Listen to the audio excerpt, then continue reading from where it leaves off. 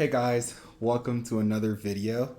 And in this video, I wanted to talk about the song Call Me by John Keith and Madison Ryann Ward.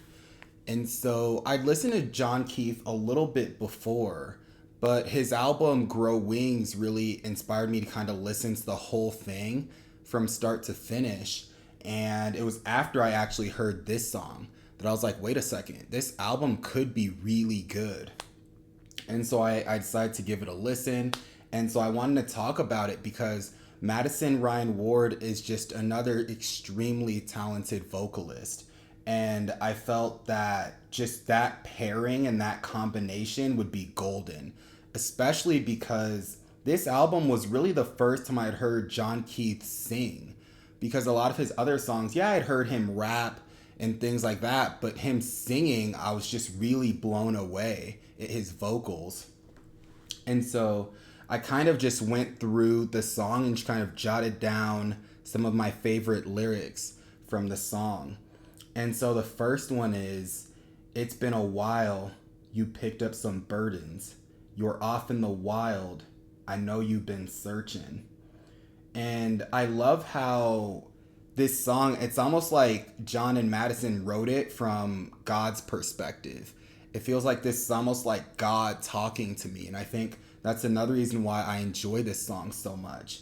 Because that very first part of the song, when he says, "It's been a while," and it just reminded me of how we tend to be on fire for Jesus, but then we go through these periods of life where we're kind of on fire, then we're lukewarm. We're reading our Bible every day, then we're not reading it for 3 months or 6 months or whatever. And so that's what instantly kind of hit me when I heard that part. And then when he said, "You picked up some burdens," it just reminded me of how when we're not in our word, when we're not reading the Bible, life can feel so much more burdensome. When we just feel like the stresses of life are really just weighing down on us, and we really just have nowhere to turn or no way of kind of dealing with what we're experiencing. And then when he says, "You're off in the wild, I know you've been searching." And this kind of reminds me of how when life tends to get stressful or when we have any kinds of bumps in the road, we tend to look for other things to help us deal with our emotions, whether that means we look to the world to help us with our stress, whether we turn to things like food, whether we turn to women, whether we turn to things like that to help us deal with our stress or our anxiety instead of turning to God. And so that's why it's just so interesting, because as humans, we're constantly looking for things to help us whenever we're struggling, but oftentimes we're just not looking in the right places for that long term, for that everlasting kind of calm and that everlasting peace. And so it's almost like he's saying Jesus is kind of acknowledging that we've stepped away from him for an extended period and that we've been searching for other things to kind of give us meaning, but not going to him. And so then he says, "I showed you a smile. You said I was smirking." And to me, when I heard this part, I almost thought about how Jesus loves us all so much. And even when we mess up, when we fall short, Jesus is right there with us. But there are times where we might feel too embarrassed to apologize, to go to Jesus and say, I'm struggling with this, I'm struggling with that. Because we feel as though sometimes we almost tend to look at Jesus as like a parent, where sometimes you screw up and you're afraid to tell your parents because you feel like they're going to judge you. And so he was almost acknowledging that sometimes we look at Jesus the same way. And so then he says, "I said, 'Come here, child. You said you were working.'" And this is another part too where Jesus is acknowledging that sometimes we just get too busy for him in our mind, where we just think, "Oh, I'm working, I have family, I have, younger siblings, I have all of these things to do and other things to prioritize." But we forget, to prioritize our relationship with Jesus. And because of that, we start to get quote unquote busy with all of these other things. But oftentimes when we look at it, we're not necessarily busy to the point where we can't read the Bible for 5 minutes, to the point where we can't say a quick prayer. Because oftentimes these small gaps we're filling with other things, whether that's Instagram, whether that's TikTok, whether that's Twitter, whether that's YouTube or Netflix. And so it's just very interesting. So when I heard that line, I almost was like, man, like I struggle with that too. I struggle with thinking, oh, I'm too busy for that. Oh, I don't have time. Oh, I'll read the Bible later. And so it was really neat to kind of hear that and be like, oh, dang, like that's really neat. And then there's another part of the song where he says, show me where your pain is. You might find my heart. And this part of the song really kind of is John kind of talking about how much Jesus cares about our pain and how when we hurt, Jesus hurts.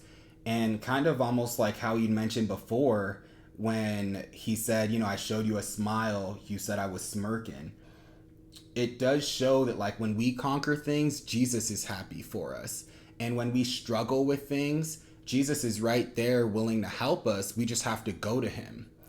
And so then there's another part of the song that says, I'm not what you painted, but I'm not angry at all. It's up on the fridge now. I still call it art. I think it's beautiful. I think you're a star. And this part of the song is just kind of, it goes on to kind of paint this picture of how we tend to go on with our daily lives, whether we're striving to get into med school or dental school, or we're striving to get a certain job.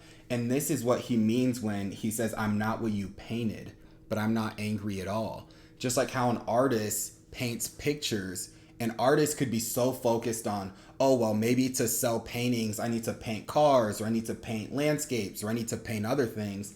Kind of just like how we might feel like, okay, I need to go into this career to make money. And so you devote so much time and effort and energy into getting into this career, into chasing this goal, that we tend to leave Jesus behind. And there's nothing wrong with trying to get into med school, trying to become a doctor or anything like that. But it can become problematic when we leave Jesus behind. And so, but then he says, I'm not angry at all, as in he understands. And then he says, it's up on the fridge now. I still call it art. I think it's beautiful. Think you're a star. And this reminds me of how when we do get to that point of being a doctor, of being, an artist who's fulfilled, Jesus loves that, and he's still happy for us in the sense that, he still calls it art. And this also reminded me of the fact that even when we're doing these things, whether you're a doctor, whether you're a dentist, whether you're a teacher, whether you're an athlete, you can still glorify God in the things that you do every day. I think sometimes people tend to think, oh, well, I need to be a pastor, or I need to lead a church, or I need to lead a ministry. And it's, of course, those things are great. And of course, some people are called to those specific things. But sometimes you can glorify God in your work and by the way that you live life, and by the way that you are with your family, by the way you raise your children, and the way that you live, the way that you carry yourself. And so I just thought that was really cool. And he said, I think it's beautiful. Think you're a star. And then after that, he says, but you're lying. When you told all of your friends you were fine. And where do you get skin that is diamonds? Not what I meant when I said you need a break. And so this part of the song talks about how so often, when we're going through things, we try to tell everybody that we're fine. We try to dust it off as, oh, it's no big deal, it's whatever, I'm okay. But Jesus is saying, like, I understand that you're struggling. And when he said, and where do you get skin that is diamonds? When I heard that, for me, I thought about how sometimes, and for me, like, I thought about how I struggle with retail therapy when I get stressed out. My first thought is, what can I buy to make myself feel better? What thing can I, get myself to kind of take my mind off of having a rough day, or to kind of take my mind off of being stressed? And then when he said, that's not what I meant when I said you need a break. And it's almost like him saying, when you're stressed, come to me and I can give you that. I can give you that mental, that peace. I can help you, ease your mind. It's not shopping for, shoes, or shopping for, headphones, or, whatever that's going to bring you that peace. It's almost like he's saying, Jesus is saying that I'm the only one that can give you long lasting peace. And so then Madison Ryann Ward, her part, I love how she says, call me in the day, in the middle of night. Never need an invitation. I will listen. Because so many times, we tend to think, whether it's we've made a mistake, whether we feel like we've just sinned, we tend to feel like we almost have to earn. We have to earn a right to go to Jesus with anything that we're struggling with.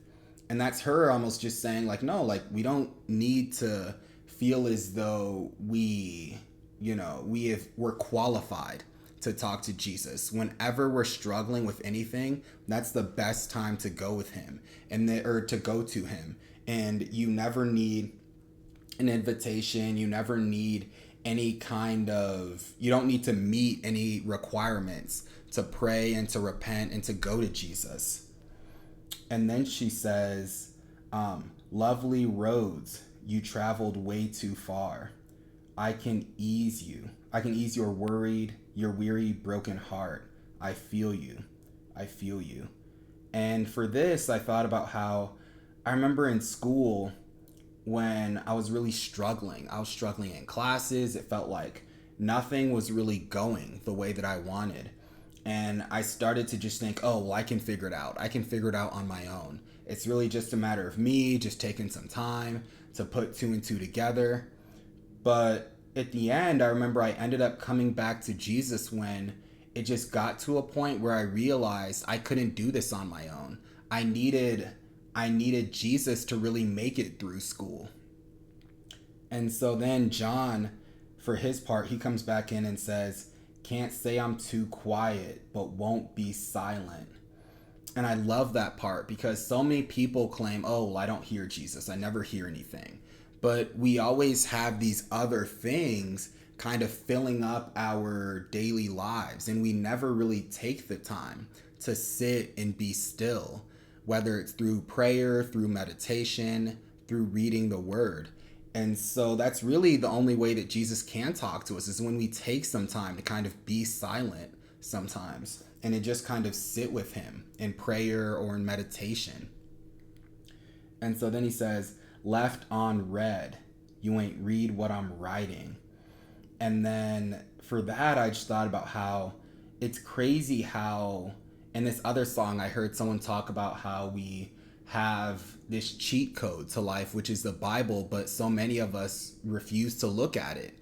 And it's just so interesting. And it was so cool to hear John kind of put it in kind of phrasing that's relevant to the way that we're living today. When he says, left on red, you ain't read what I'm writing. And so it's talked about how sometimes I'm sure Jesus can almost feel like ignored if we're going through something. We don't go to him, or we don't go to the word to help give us strength and to help give us guidance through what it is that we're dealing with. And then when he says, how we in a fight, you the only one fighting. We ain't even fighting. You ain't even fighting. This was such a cool play of words, because when he said that, it's like Jesus is almost like kind of telling us, like, what do you mean, like, we're in a fight? It's like, you don't go to me for anything that you need help with. Like, you try to figure everything out on your own. But Jesus is saying, like, I'm right here to help you whenever it is that you're ready. And so then he says, we ain't even fighting. As in, like, we're not fighting because, like, he's out of the picture. And then when he says, you ain't even fighting, it's like, you're not even fighting either, because he's saying, it's almost like Jesus is saying, I'm right here with you. So that was just such a cool play of words, where it's like, he went from how we in a fight to you're the only one fighting. Then he's like, well, we're not even fighting, and you're not even fighting either, actually. And so, yeah, it was just so neat. Like, this was truly one of my favorite songs on the entire album, just because of the beat. I feel like literally every time I listen to that song, I feel like it's almost like a reminder to talk to God, to pray, and to read his word. But the way that John and Madison were able to do this in a way that was so sonically pleasing to the ears and something that sounded so good, it truly was just amazing because Christian music has gotten so just like amazing. It's gotten so incredible in terms of the artists, in terms of the production, to the point where now it's like there's not really much of a need to listen to secular music before, because before I'd kind of listen to secular music and secular rap because I told myself, oh, well, Christian rap can't be that good, or there's not that much Christian rap out there. But now with guys like, John Keith, and you have singers like Madison, Ryann Ward, and of course John Keith can sing as well, but you have so many talented musicians now that are able to make such relatable, amazing, music that truly inspire you to be a better Christian and to be a better person. And so with that, I'm curious to hear what you guys think about this song in the comments below. And so if you guys stayed the whole time, I appreciate you guys. If you guys enjoyed the video, please like, comment, and subscribe. And I'll talk to all of you guys in the next one.